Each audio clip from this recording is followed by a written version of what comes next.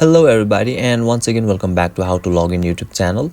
Today in this video I'm going to show you how you can log into First Bank, so make sure you follow my step till the end.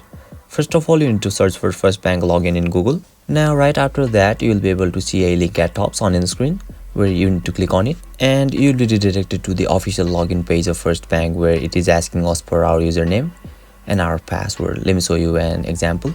And once your credentials is done, click to login and you will be able to log in. And by chance if you have forgotten your password, you can simply click on forget passwords on in the screen and complete the formalities and you will be able to log in. So basically this is how you can log into First Bank, and if you still encounter any issue during the login process, feel free to leave a comment and I'll be happy to assist you. If you found this video helpful, please give it a thumbs up, and if you are new to this channel, make sure to hit the subscribe button and set the bell icon to on so that you can stay updated with our latest content.